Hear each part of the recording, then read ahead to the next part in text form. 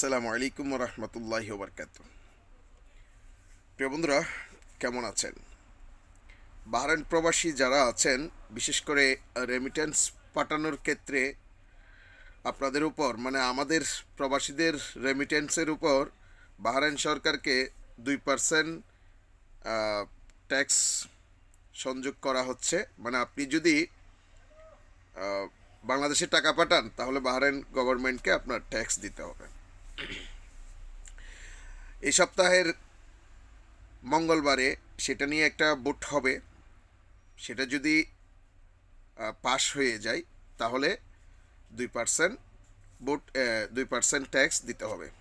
আর যদি এটা পার্লামেন্টে যদি বলে যে ভোটের মাধ্যমে যদি জিততে না পারে, যদি না এটা রেমিটেন্সের উপর প্রভাব পড়তে পারে বা এই সিস্টেম বা এরকম হবে না, ভোটে যদি জয়ী না হয়, তাহলে দেওয়া লাগবে না। আর যদি জয়ী হয়, তাহলে পরবর্তীতে আপনাদেরকে 2% ট্যাক্স দিতে হবে।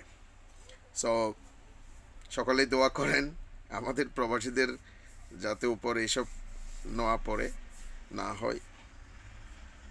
আসলে আমরা এমনিতেই সবসময় দেশ থেকে অবহেলিত। প্রবাসে এসে আমাদের যে গার্জিয়ানগুলা, আমরা যাদেরকে গার্জিয়ান ভাবি, অভিভাবক ভাবি,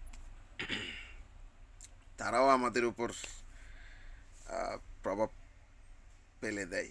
বিশেষ করে পাসপোর্ট বানাতে যান, এটা করতে যান, ওটা করতে যান, হয়রানির শেষ নাই। সেটা বিদেশে হোক, সেটা দেশে হোক। সো সকলে ভালো থাকেন, সুস্থ থাকেন। আল্লাহ হাফেজ। আসসালামু আলাইকুম ওরহমতুল্লাহি ওয়াবারকাতুহ।